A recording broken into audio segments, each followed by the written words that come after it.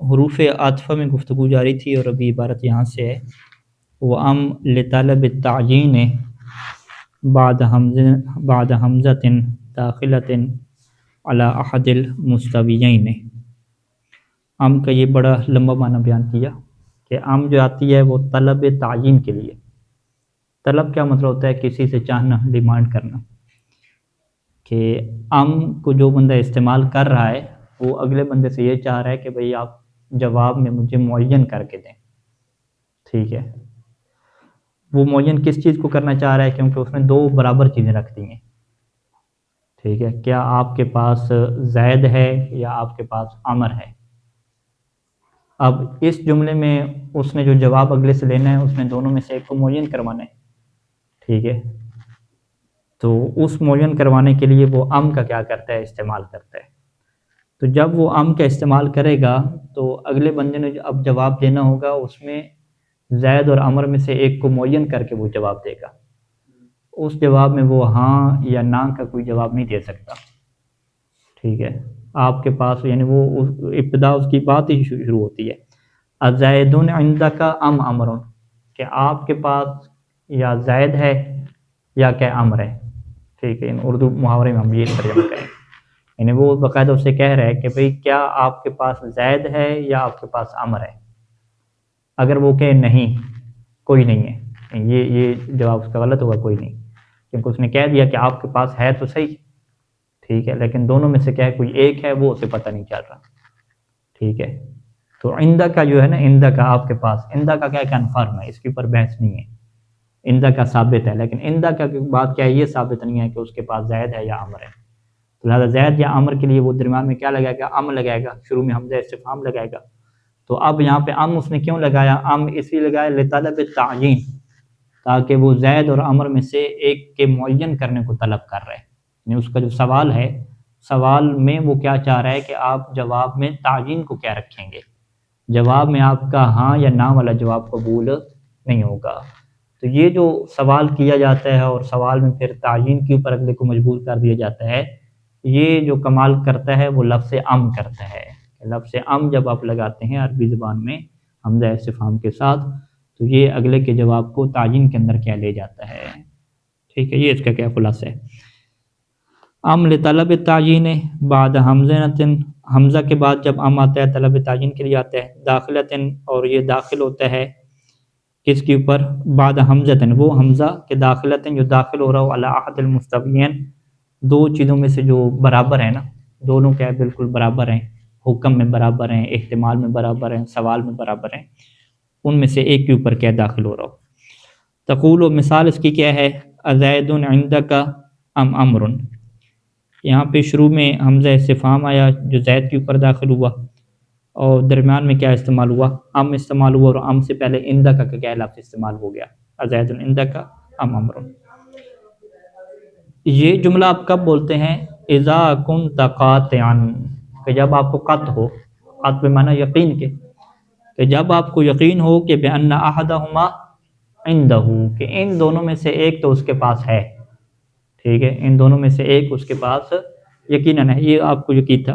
وَلَكِنَّكَ شَكَكْتَ فِي عَيْنِهِ، لیکن شک اس میں ہے، تعیین میں ہے، معین میں ہے، ٹھیک ہے۔ اسے علم اصول فقہ میں کیا کہتے ہیں؟ علم اجمالی کہتے ہیں نا، کہ آپ کے پاس علم اجمالی ہے، یعنی کلی کا علم ہے، ٹھیک ہے، لیکن اس کے جو اطراف ہیں جزئی، اس کا کیا علم نہیں۔ یہ تو پتہ ہے کہ برتن نجس ہے، ٹھیک ہے، نجاست کا علم ہے، کلی نجاست کا، لیکن کون سے والا ہے، دائیں طرف والا یا بائیں طرف والا، یہ کیا معین نہیں ہے۔ تو یہاں پر ہم کیا کہیں گے کہ اسے وجود کا علم ہے، ٹھیک ہے، کہ اس کے پاس ہونے کا وجود کا علم ہے، وجود شخص کا، لیکن وہ شخص کلی کا اسے علم ہے، جزئی کا اسے علم نہیں ہے کہ آیا وہ زید ہے یا وہ عمر ہے۔ یعنی شک کس میں ہے؟ شک عین میں ہے، شخص کس میں ہے؟ اس شخص میں ہے، جزئی میں ہے، اور قطع اور علم کس کا ہے؟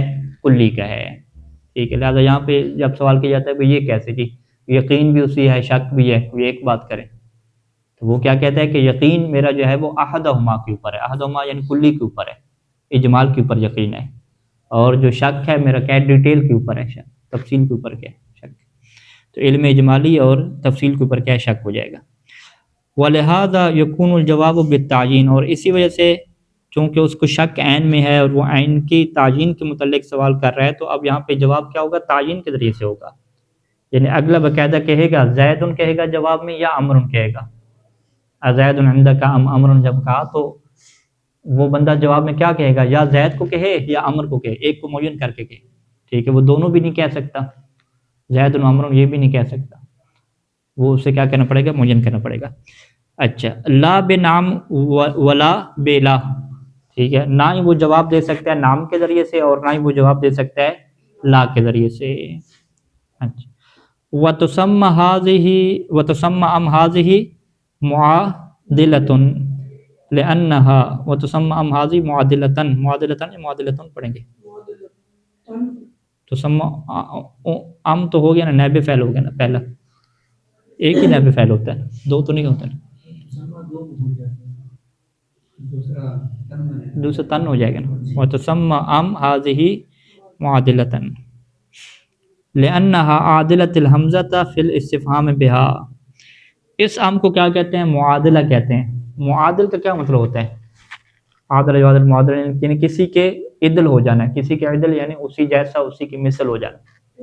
ٹھیک ہے، برابری، برابری کے معنی میں آتا ہے. اور عدل لفظ استعمال ہوتا ہے اس کی جیسا ہونا، اس کے مقام پہ آ جانا، یعنی یہ اس کی جگہ پہ آ گیا، اس کی جگہ پہ آ گیا، یعنی عدل و حاضہ، یہ اس کا کیا عدل ہے، یعنی اسی کی ریپلیسمنٹ ہو گئی ہے، اس کی جگہ پہ کیا اس کو یوز کیا جا رہا ہے. تو ام معادلہ، معادلہ کیا مطلب؟ معادلہ یعنی ایسا ام کے جو معادلہ ہے، یعنی کسی کی جگہ پہ آنے والے. لأنها عادلۃ الحمزہ، کیونکہ یہ حمزہ کی جو ہے وہ برابر ہوتا ہے. فی الاستفہام بہا، کس بات میں؟ فی الاستفہام بہا، کہ اس کے ذریعے سے سوال کیا جا رہا ہے. ٹھیک ہے، یعنی یہاں پہ جو مثال ہماری تھی ازید عندک ام امر، یہاں پہ حمزہ نے سوال کیا کہ کیا زید آپ کے پاس ہے یا امر آپ کے پاس ہے. وہاں پہ مصنف کیا کہتے ہیں کہ ام کا کردار بھی کیا سوال کرنے کا وہاں پہ. ٹھیک ہے، حمزہ کے کردار تو سوال کرنے کے متعلق ہے کہ بھی زید آپ کے پاس ہے، ازید عندک، زید آپ کے پاس ہے، یہ سوال ہو گیا نا. آگے ام نے جو ہے وہ ایک نئے سوال کی بنیاد رکھی کہ جس کا جو سوال ہے وہ تعین کے متعلق ہے. ٹھیک ہے، یعنی اگر فقط آپ حمزہ کے اوپر رہیں تو حمزہ کا ٹکڑا کہاں تک چل رہا ہے؟ ازید عندک، یہ ٹکڑا جا رہا ہے نا ام سے پہلے پہلے. تو یہ اس سوال میں کوئی تعین کے متعلق سوال نہیں کیا گیا، سیدھا سوال کیا کہ زید آپ کے پاس ہے. ام نے پھر آگے ایک نئے سوال کی بنیاد رکھی. وہ نیا سوال کیا ہے کہ وہ پوچھنا چاہ رہا ہے، تعین کو پوچھنا چاہ رہا ہے کہ ان دونوں میں سے کون آپ کے پاس ہے. تو لہٰذا ام کا کردار بھی کیا ہے؟ سوال کرنے کا ہے. ٹھیک ہے، حمزہ کے کردار بھی سوال کرنے کا ہے اور ام کے کردار بھی کیا سوال کرنے کا ہے. تو اسی وجہ سے ہم کو کیا کہتے ہیں؟ معادلہ کہتے ہیں کہ یہ بھی اسی حمزہ کی طرح ہی ہے. ٹھیک ہے، جیسے حمزہ سوال کے لیے آ رہا ہے ایسے ام بھی کیا ہے؟ سوال کے لیے آ رہے ہیں. اللہ ترى، کیا آپ نہیں دیکھتے کہ انک ادخلت الحمزۃ علی احد الاسمین، کہ آپ نے حمزہ استفہام کو تو دو اسموں میں سے ایک کے اوپر داخل کیا تھا، دو کے اوپر حمزہ استفہام داخل نہیں ہوا، دو اسموں میں سے ایک. دو اسم کون سے؟ اللذین، وہ دو اسم کہ استوى الحکم، کہ جس کا حکم برابر ہے، فی ظن کا آپ کے ظن میں، بالنسبت علیہما، ان دونوں کی نسبت سے. کون سا حکم برابر ہے بھائی؟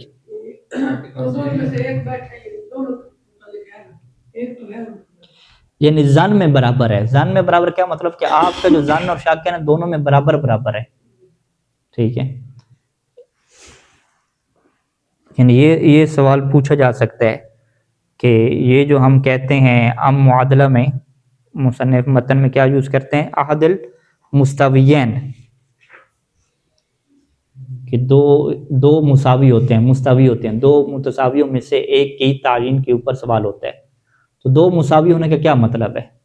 ٹھیک ہے، یوں سوال ہوگا نا کہ ما ہوا مقصود المصنف من احد المتساویین وما معنی المتساویین یا مستویین. ٹھیک ہے، مستویین کا کیا مطلب ہے؟ تو آپ جواب کیا دیں گے کہ یہ دونوں کس میں برابر ہیں؟ یہ اس کے ظن میں کیا برابر ہیں، کہ وہ جو حکم دونوں کے اوپر ہے ہونے والا کہ زید بھی آپ کے پاس ہو سکتا ہے، بکر بھی ہو سکتا ہے، دونوں تو برابر نہیں ہو سکتے نا، لیکن اس کے ظن میں جو ظن دونوں کے اوپر کیا ہے وہ برابر برابر ہے، یعنی دونوں کیا مشکوک ہیں. ٹھیک ہے، دونوں کے متعلق کیا اس کا ظن موجود ہے. تو ہم کیا کہیں گے کہ دو اسم متساوی کس میں ہے؟ فی ظن ہی، اس کے ظن میں، جو اس کا حکم کا جو ظن ہے نا، جو حکم کا ظن لگا رہے، اس ظن میں دونوں کیا ہیں؟ برابر ہیں. اچھا، تو حمزہ تو کس کے اوپر داخل ہوا؟ احد الاسمین کے اوپر داخل ہوا، ٹھیک ہے، ایک کے اوپر داخل ہوا۔ وَأَدْخَلْتَ عَمَلَ الْآخَرَ، اور دوسرے کے اوپر آپ نے کیا داخل کیا؟ ام داخل کیا۔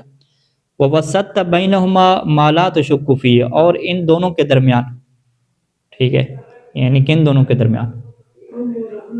ام اور حمزہ کے درمیان میں ایک اسم رکھ دیا، پھر اور بھی کیا ان دونوں کے درمیان آپ نے کیا رکھا؟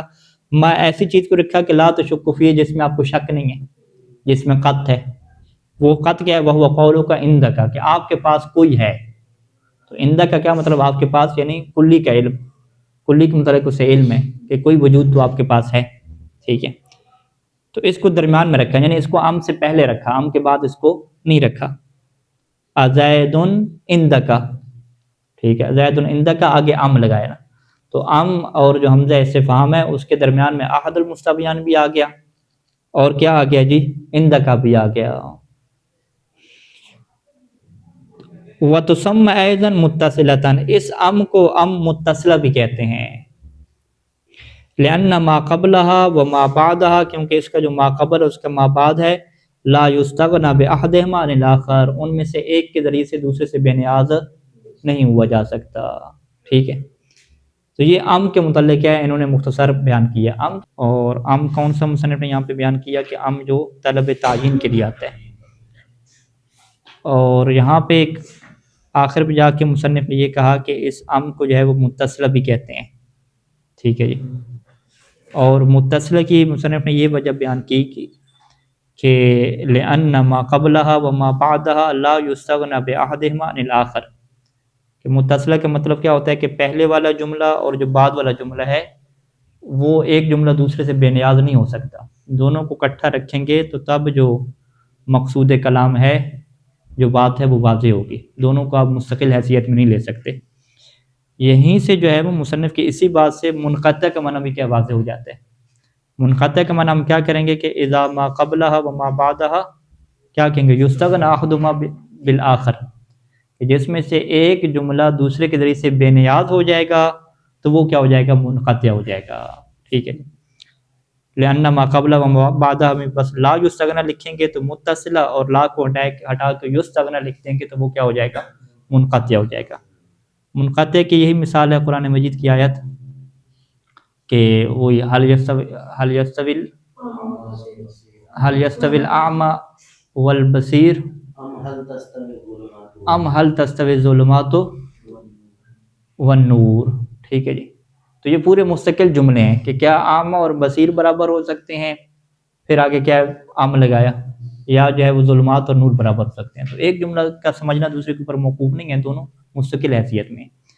لیکن جب آپ یہ جملہ ام کی صورت میں استعمال کرتے ہیں جو مصنف نے مثال دی کہ ازید عندک ام امر، تو یہ بات اس کی پوری تب سمجھی جائے گی کہ جب دونوں کو آپ کیا رکھیں گے؟ ساتھ رکھیں گے، یعنی زید عندک کے بعد کیا ہے؟ او ام امر جب کہیں گے تو پھر یہاں پہ طلب تعین کا کیا معنی پیدا ہوگا کہ وہ آپ سے یہ چاہ رہا ہے کہ آپ معین کریں کہ آپ کے پاس زید ہے یا آپ کے پاس کیا امر ہے۔ ام متصلہ کی ایک اور قسم بھی ہے جو یہاں پہ ذکر نہیں کی گئی، اس کو کیا کہتے ہیں کہ ام متصلہ جو حمزہ استفہام کے بعد واقع نہیں ہوتا بلکہ حمزہ تسویہ کے بعد کیا واقع ہوتا ہے۔ اس کی قرآن مجید کی کون سی مثال ہے؟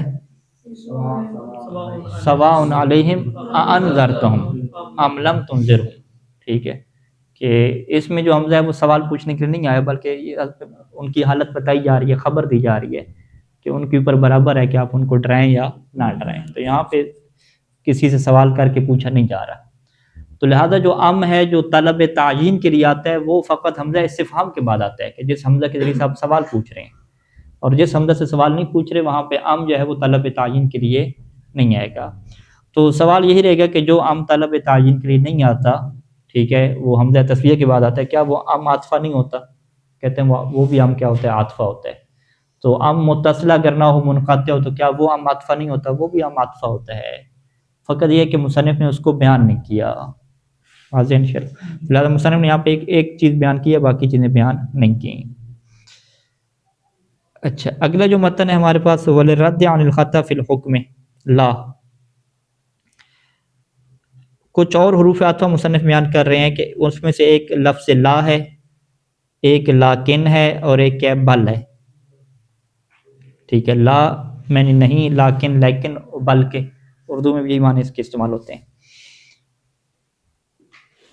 ان کے کیا معنی ہیں؟ شرح کے اوپر آ جائیں، ٹھیک ہے۔ حاصل و حاضر الموضع، ٹھیک ہے، اس مقام کا جو حاصل ہے، خلاصہ کلام یہ ہے کہ ان بین لا ولیکن و بل، یہ جو تین ابھی بیان کیے ہیں حرف عطفہ، لا، لیکن اور بل، ان کے درمیان کیا ہے؟ اشتراکن و افتراکن، ایک ان تینوں کا مشترکہ پہلو ہے اور ایک ان تینوں کا کیا ہے جی؟ افتراک کا پہلو ہے، ٹھیک ہے، الگ الگ خصوصیت ہے۔ مشترکہ جو پہلو ہے، فمن وجہین، دو جہات سے یہ تینوں کیا ہیں؟ ایک جیسے ہیں۔ پہلی جہت کیا ہے کہ انہا عاطفتن، یہ تینوں کے تینوں کیا ہیں جی؟ حرف عاطف ہیں۔ والثانی، اور دوسرا کیا ہے کہ انہا تفید رد سامع عن الخطا، کہ تینوں کے تینوں فائدہ دیتے ہیں، کس بات کا فائدہ دیتے ہیں؟ کہ سامع کو رد کیا جاتا ہے، سامع کو پھیرا جاتا ہے، پلٹایا جاتا ہے، کس سے؟ عن الخطا، فی الحکم، خطا فی الحکم، یعنی وہ حکم کے اندر، خبر کے اندر جو بھی بات تھی اس کے اندر وہ غلطی کر رہا تھا، تو اس کو غلطی سے پھیر کر کس کی طرف لایا جاتا ہے؟ الی الصواب، درستی کی طرف، ٹھیک ہے۔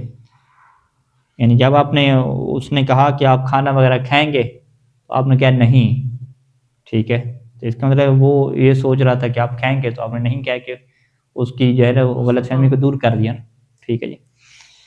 تو یہ عام طور پہ یوں استعمال ہوتا ہے جملہ کہ اچھا آپ کھانا تو کھا کے آئے ہوں گے، ٹھیک ہے، تو آپ اس کی غلط فہمی کو دور کرتے ہیں۔ ہاں، کہ کھانا تو قبلہ صاحب کھا کے آئے ہوں گے، کہتے ہیں نہیں، ٹھیک ہے، تو نہیں کہہ کے آپ کیا اس کی غلط فہمی کو دور کرتے ہیں، ٹھیک ہے۔ تو پھر اس میں کہا کہ چلیں آپ فقط جو ہے وہ کھانے کھائیں گے، ٹھیک ہے، پھر آپ نے کہا نہیں بلکہ میں کیا ہے چائے وغیرہ بھی پیوں گا، تو اس کی پھر بل نے بھی کیا کی؟ غلط فہمی کو دور کیا نا، تو لا اور بل نے ایک ہی کام کیا، ٹھیک ہے۔ اچھا اس نے کہا اچھا قبلہ صاحب کھانا کھا کے آئے ہوں گے، تو پھر اس نے کہا کہ کھانا کھا کے آئے پھر کچھ بھی نہیں کھائیں پئیں گے، تو آپ نے کہا نہیں کھانا تو نہیں کھا کے آیا ہوں، لیکن میں دوبارہ بھی کھا لوں گا، ٹھیک ہے۔ تو لیکن نے بھی کیا وہاں پہ کیا اردو میں کام؟ وہی سامع کو جو ایک حکم تھی وہ جو غلط سمجھ رہا تھا اسے رد کر کے جو ہے وہ یہ جو بات اسے درست بتانا چاہ رہا تھا اس کی طرف لے آیا، ٹھیک ہے۔ تو خطا اور ثواب جو یہاں پہ ہے نا، وہی ان کی اپنی خطا اور ثواب ہے، کوئی حقیقی دین والی خطا اور ثواب نہیں ہے، ٹھیک ہے، اس میں چل رہے ہیں۔ تو لہٰذا لا، لیکن اور بل یہ تینوں ایک ہی جیسا کام کرتے ہیں کہ سامع کی جو بات ہے نا اس کو کیا کرتے ہیں؟ یعنی اس کی ایک غلطی ہوتی ہے، اعتقاد ہوتا ہے جس کو وہ غلط سمجھ رہا ہوتا ہے، اس کے نظریے کے مخالف ہوتا ہے، اس کو رد کیا جاتا ہے۔ اما افتراق ہوا فمن وجہین ایضاً، ان تینوں کی جو جدائی ہے نا وہ بھی دو جہت سے ہے۔ سب سے پہلے لا کی خصوصیت کے اوپر آ جائیں کہ ان لا تکون لقصر القلب و قصر الافراد، قصر قلب اور قصر افراد دو اصطلاحیں ہیں۔ قصر کسے کہتے ہیں؟ توڑ دینا نا، ٹھیک ہے، نماز قصر بھی یہی ہے، توڑ دینا نماز کو، ٹھیک ہے، وہ 4 رکعت توڑا جاتا ہے، 3 رکعت کو نہیں توڑیں گے، 2 رکعت کو نہیں توڑیں گے۔ قصر قلب، قلب کیا ہوتا ہے؟ ٹھیک ہے، قلب کیا ہے؟ عکس کے کہتے ہیں نا، الال بالقلب کیا ہے؟ کسی کو الٹا دینا، ٹھیک ہے۔ تو قلب کیا ہے؟ کہ جو اس کے ذہن میں الٹی بات ہے نا، الٹی جو بات ہے، یعنی جو غلطی ہے، جو الٹا سمجھ رہا ہے، برعکس سمجھ رہا ہے، اس کو کیا کرنا؟ ختم کرنا، ٹھیک ہے جی۔ اور قصر الافراد کیا مطلب؟ ہاں بلکہ نہیں، یہاں پہ اس کو یوں کہیں کہ قصر القلب کیا مطلب؟ کہ قلب کو قصر کر دینا، یعنی قلب کو اس کے پاس رکھ دینا۔ قصر یہاں پہ توڑنے کے معنی میں نہیں ہوگا، ثابت کرنے کے معنی میں، یعنی آپ اسی کے اوپر اختصار کریں، وہ جو لفظ اختصار نہیں بولتے کہ آپ اسی کے اوپر اکتفا کریں۔ قصر القلب کیا مطلب؟ یعنی عکس کو ثابت کرنا، یعنی وہ بندہ جو ہے نا وہ اس کے کوئی اور بات سمجھ رہا تھا تو آپ اس کی الٹ اسے سمجھانا چاہتے ہیں، یعنی وہ یہ کہہ رہا تھا کہ آپ کھانا کھا کے آئے ہیں، تو ہم کھانا کھانے کا جو قلب اور الٹا معنی ہے کہ نہیں کھا کر ہے، ہم اس سے وہ بیان کرنا چاہتے ہیں۔ اسے کیا کہتے ہیں کہ اختصار ہم کس کے اوپر کرنا چاہتے ہیں؟ قلب کے اوپر۔ دوسرا کیا ہوتا ہے؟ افراد کے اوپر اختصار کرنا ہے۔ افراد کے مقابلے میں کیا ہے؟ اشتراک، ٹھیک ہے، یعنی اس نے کہا کہ آپ کی فیملی بھی آپ کے ساتھ آئی ہوئی ہے، ٹھیک ہے، اشتراک ہے، یعنی آپ سارے کلاس والے آئے ہوئے ہیں، تو آپ نے لا کہہ کے کیا توڑا اس کو، یعنی اس کے اشتراک کو توڑا، اور اشتراک کو توڑ کے آپ اس کو کس کے اوپر لے کر آئے؟ افراد کے اوپر لے کر آئے، کہ میں اکیلا آیا ہوں، کوئی میرے ساتھ کیا ہے، کوئی اور نہیں آیا، ٹھیک ہے۔ تو قصر القلب کیا مطلب؟ یعنی الٹے کو ثابت کرنا، اس کی بات کے عکس کو ثابت کرنا، اور افراد کیا مطلب؟ یعنی اشتراک کو توڑ کے افراد کو کیا ہے؟ ثابت کرنا۔ تو ان دو معنی کو بیان کرنے کے لیے کیا استعمال ہوتا ہے؟ لا استعمال ہوتا ہے۔ بل اور لاکن کے بارے میں کیا کہیں گے کہ بل اور جو لاکن ہے انما یکونان لقصر القلب، فقط یہ فقط کس کے لیے آتے ہیں کہ اس کی بات کو الٹا ثابت کرنے کے لیے آتے ہیں بس، ٹھیک ہے۔ بل اور لاکن کیا ہے؟ فقط قلب کے لیے، یعنی اس کی بات کے برعکس بات کو ثابت کرنا ہے۔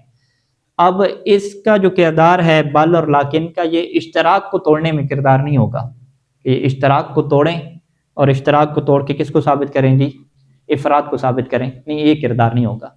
تو لہٰذا لا کے اندر کیا ہے؟ ایک اضافی خصوصیت ہوگی کہ لا کے اندر اضافی خصوصیت کیا ہے کہ یہ اشتراک کو توڑ کے افراد کی طرف بھی لے کر آتا ہے، لیکن بل اور جو لاکن ہے یہ اشتراک کو توڑ کر افراد کی طرف لانے والا کام نہیں کرتے، فقط یہ ایک کام کرتے ہیں کہ اس نے جو ایک بات سمجھی ہوئی ہے یہ اس کا الٹ کیا ثابت کر دیتے ہیں۔ اچھا، اب یہ چیزیں مثالوں میں دیکھیں واضح ہوتی ہیں۔ تقولو، آپ کہتے ہیں جاءنی زید لا عمر، جاءنی زید، میرے پاس زید آیا، آگے کیا ہے؟ آپ نے لفظ لا لگایا، لا عمر۔ یہ جملہ آپ نے کس کے لیے کہا؟ ردن علی، اس کے اوپر رد کیا، من اعتقد، جو یہ سمجھ رہا تھا کہ ان عمرا جاء دون زید، کہ عمر آیا ہے زید نہیں آیا، عمر آیا ہے زید نہیں آیا، یعنی اشتراک کو نہیں سمجھ رہا تھا نا، وہ یہی سمجھ رہا تھا کہ عمر آیا ہوا ہے، دو بندوں کو نہیں سمجھ رہا تھا۔ تو آپ نے یہاں پہ کیا کیا؟ قصر القلب کیا، یعنی عکس کو کیا اس کے اوپر ثابت کیا۔ او انہما جاء کا معنی، یا وہ یہ سمجھ رہا تھا کہ وہ دونوں آئے ہیں، تو دونوں جب وہ یہ سمجھ رہا تھا کہ دونوں کٹھے آئے ہیں مان، تو آپ نے اس کے اشتراک کو کیا ختم کیا؟ اشتراک کو ختم کر کے قصر الافراد، یعنی افراد کو اس کے لیے کیا کیا؟ ثابت کیا۔ وَتَقُولُ مَا جَاءَنِي زَيْدٌ لَكِنْ عَمْرٌ او بل عمر، یہ جب جملہ بولتے ہیں کہ میرے پاس زید نہیں آیا لیکن عمر آیا، بلکہ عمر آیا، تو یہ کیا ہے؟ ردن، یہ رد ہے علی من اعتقد العکس، جو اس کے الٹ کیا سمجھ رہا ہے، ٹھیک ہے، آپ کی جو بات کے الٹ سمجھ رہا ہے، یعنی جو یہ سمجھ رہا ہے کہ عمر آیا، ما جاءنی زید لیکن عمر، ہاں، جو یہ سمجھ رہا ہے کہ عمر بھی نہیں آیا نا، ہاں، الٹ کیسے سمجھے گا؟ یعنی یہ بندہ کہہ رہا ہے کہ زید میرے پاس نہیں آیا بلکہ عمر آیا ہے، اور اس کے ذہن میں کیا ہے کہ عمر آیا، عمر نہیں آیا بلکہ کیا ہے؟ زید آیا، الٹا ایسے ہو جائے گا، ٹھیک ہے۔ اس کے ذہن میں کیا تھا کہ عمر آ گیا ہے اور زید نہیں آیا، تو اس نے اس کی بات کو رد کیا کہ نہیں، زید نہیں آیا بلکہ کون آیا ہے؟ عمر آیا ہے، ٹھیک ہے جی۔ تو یہ جو بلکہ عمر آیا ہے، یعنی اس کا جو ایک الٹا اس نے جو سمجھا ہوا ہے زید اور عمر کے بارے میں، اس کے الٹا جو بات سمجھی ہے، اس کو کیا رد کرنے کے لیے دونوں لفظ کیا استعمال ہوئے؟ لیکن بھی اسی کے لیے استعمال ہوا اور بل بھی کیسے کے لیے استعمال ہوا، ٹھیک ہے۔ اب یہاں پہ اگر ہم کہیں کہ اگر اس نے یہ سمجھا ہو کہ دونوں آئے ہوئے ہیں یا دونوں نہیں آئے ہوئے، یعنی اشتراک کی اگر بات ہو، تو وہاں پہ پھر لاکن اور بل استعمال نہیں ہوگا، پھر اس کے لیے کیا استعمال کرنا پڑے گا؟ لا کو کیا استعمال کرنا پڑے گا۔ اچھا، وثانی، ثانی سے کیا مراد ہے؟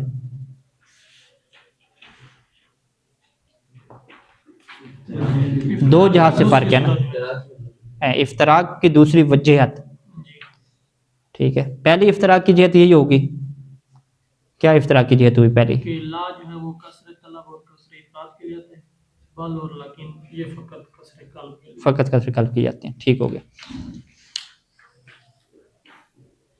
وثانی، دوسری وجہ کیا بیان کر رہے ہیں کہ ان لا انما یعطف بها بعد الاثبات، کہ لا کے ذریعے سے جو عطف کیا جاتا ہے وہ اثبات کے بعد کیا جاتا ہے، یعنی پہلے اثبات ہوتا ہے، نفی نہیں ہوتی، اس کے بعد پھر لا کے ذریعے عطف ہوتا ہے۔ وبل یعطف بها بعد النفی، اور بل کے ذریعے سے عطف کیا جاتا ہے نفی کے بعد۔ ولیکن، اور لیکن کے ساتھ انما یعطف بها بعد النفی، اور اس کے ذریعے سے بھی عطف کیا جاتا ہے نفی کے بعد۔ وَيَكُونُ مَعْنَاهَا كَمَا ذَكَرْنَا، ان دونوں کا معنی وہی ہوتا ہے کہ جیسے ہم نے ذکر کیا، یعنی یہ جو اوپر والی مثال ہے جاءنی زید، یہ اس بات تھا، تو اس بات کے بعد نفی کے لیے کیا آئے گا؟ لا استعمال ہوگا، بل اور لیکن استعمال نہیں ہوگا۔ جبکہ جو اگلی مثال تھی ما جاءنی زید، وہاں پہ نفی تھا، تو نفی کے بعد کیا آیا عطف کے طور پہ؟ وہ لیکن اور بل آیا۔ ادھر آپ اس کیا لکھا ہوا ہے؟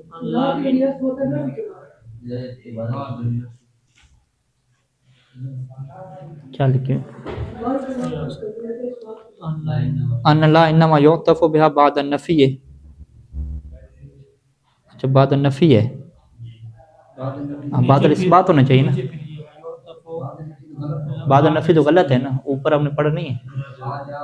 ہاں جا زیدن، آگے کیا کہا؟ لا امر کہا نا.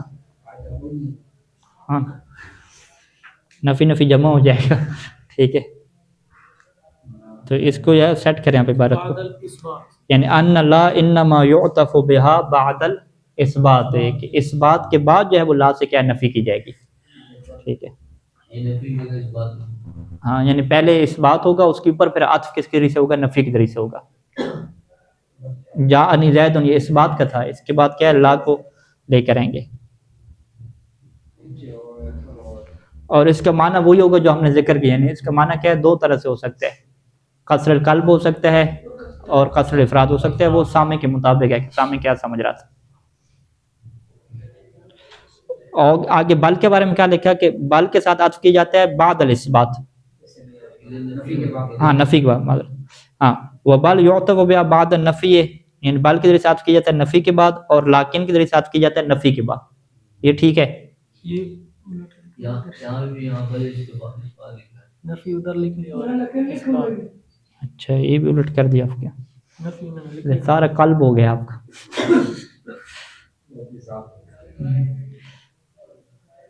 آگے ایک اور ذکر کریں کہ وَيُعْطَفُ بِبَلْ بَعْدَ الْإِثْبَاتِ، ایک اور ان مطلب بیان کریں.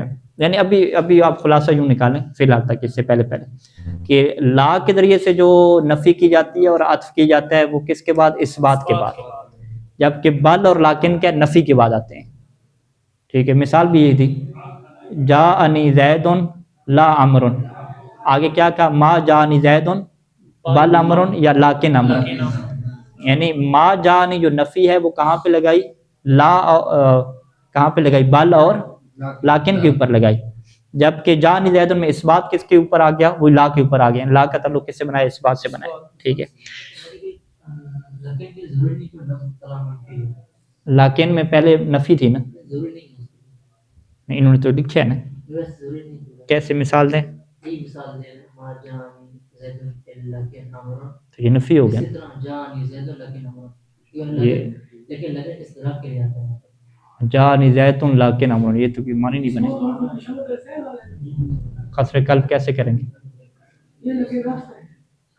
کیونکہ لیکن میں یہ ہوتا ہے کہ ماقبل جو اس میں ہم اضراب کر رہے ہوتے ہیں، ماقبل جس میں وہم ہوتا ہے اس وہم کو عدول کر کے ہم ماں بات کر پاتے ہیں. ہاں جاءنی زید وہم تو نہیں ہو گیا نا، اس نے واضح کہہ دیا کہ زید آیا میرے پاس.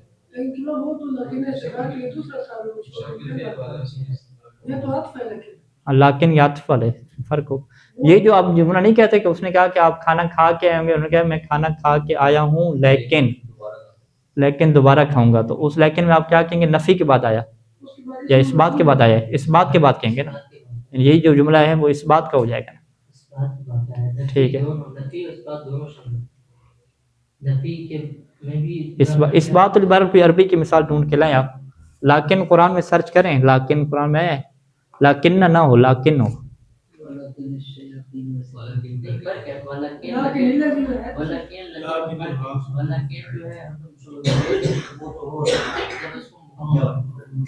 چلیں بہرحال آپ کا اعتراض کیا ہے؟ مصنف کے اوپر ہے نا. ٹھیک ہے، سید مبشر صاحب کا اعتراض کس کے اوپر ہے؟ مصنف کے اوپر ہے، کہ مصنف کیا کہہ رہے ہیں کہ لیکن انما یعطف بها بعد النفی. مصنف کا کیا دعویٰ ہے کہ لیکن کے ذریعے سے عطف کیا جاتا ہے نفی کے بعد. تو ابھی ہمیں لیکن کی ایسی مثال چاہیے کہ جہاں پہ لیکن کے ذریعے سے عطف کیا جا رہا ہو اور اس سے پہلے نفی نہ ہو بلکہ اثبات ہو. کوئی قدیم شعر، کوئی قرآن کی آیت، کوئی روایت جہاں سے مصنف کا نظریہ کیا ٹوٹ جائے.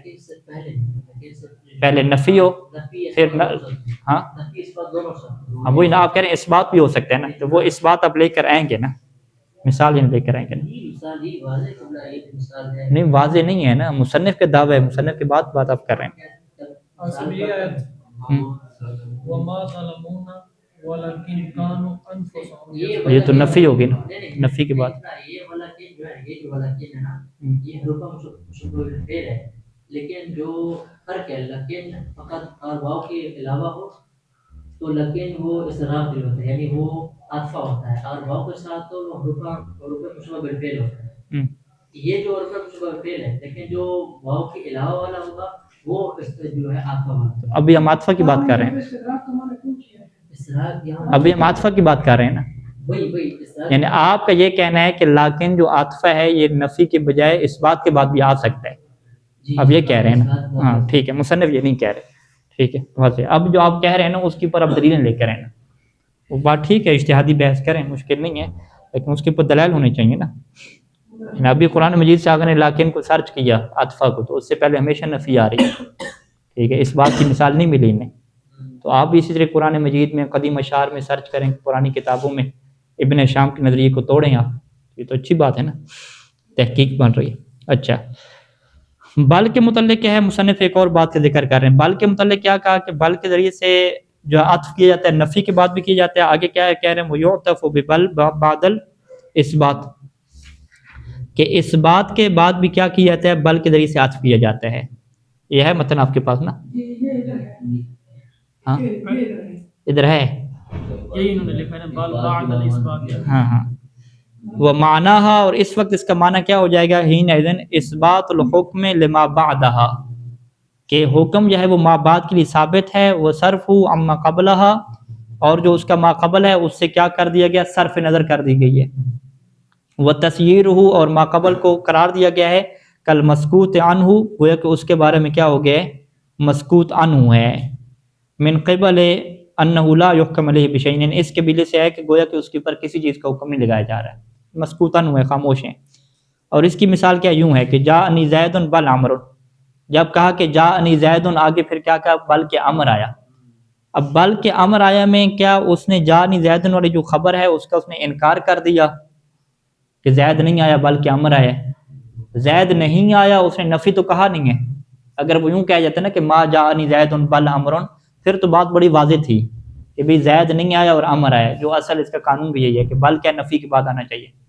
لیکن بل کے اندر مصنف کہتے ہیں کہ آپ کے لیے یہ بھی جائز ہے کہ بل اس بات کے بعد لے کر آئیں. جب اس بات کے بعد لے کر آئیں گے تو پھر یہ سوال ہوگا کہ پھر بل سے پہلے والی بات کا کیا کرنا ہے بھائی؟ وہ جو اس نے کہا کہ زید آیا، پھر کہا کہ بل کے امر آیا، تو اب جو زید آیا اس کی کیا کرنی؟ نفی کرنی یا نہیں کرنی؟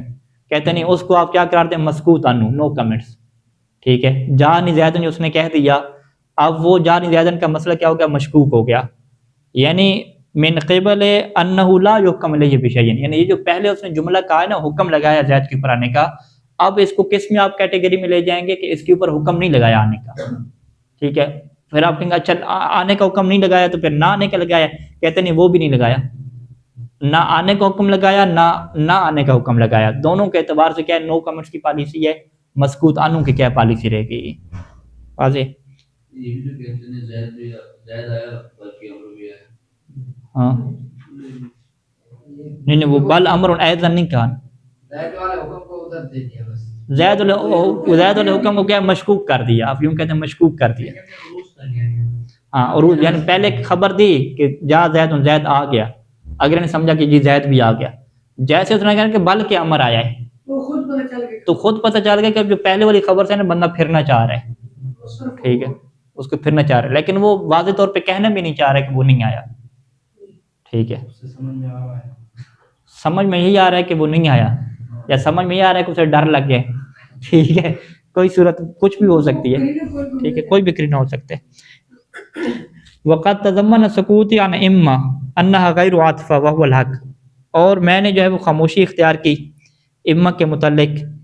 ٹھیک ہے، تو میرا اما کے متعلق خاموشی اختیار کرنا اس بات کو شامل ہے کہ انہا غیر عاطفۃ، کہ یہ کیا ہے؟ عاطفہ نہیں ہوتا.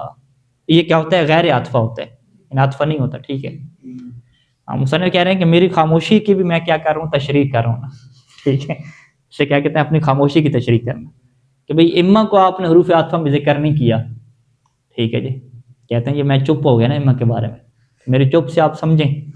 ٹھیک ہے، کہ یہ عاطفہ نہیں ہے. اگر عاطفہ ہوتا تو میں کیا ہے ذکر کرتا، جب کہ عاطفہ کی بحث ابھی ختم ہو رہی ہے، حروف عاطفہ کی بحث ختم ہو رہی ہے اور میں نے اما کا ذکر ہی نہیں کیا. تو کہتے ہیں کہ اس کا غیر عاطفہ ہونا یہی کہ حق نظریہ ہے. وبہ قال الفارسی وقال الجرجانی، اور اسی کے بارے میں فارسی نے کہا ہے وقال الجرجانی عدھا فی حروف العطف سہو ظاہر. جرجانی نے کیا کہا کہ اس کو حروف عطف میں شمار کرنا کیا ہے؟ واضح طور پہ سہو ہے، بھول ہے، یعنی سہو ہے یہ اما کے متعلق. تو پھر اما کو کس میں ڈالیں گے؟ وہ پھر وہی ان ما شرطیہ ان ما وہ جو شرطیہ والا سسٹم ہے اس میں ڈالیں گے. ٹھیک ہے، تو اما کے بارے میں دیکھیے گا آپ ناف کی کتابوں میں کہ اما کے بارے میں کیا ترکیب کی جاتی ہے. صلی اللہ علیہ محمد و علیہ اجمعین.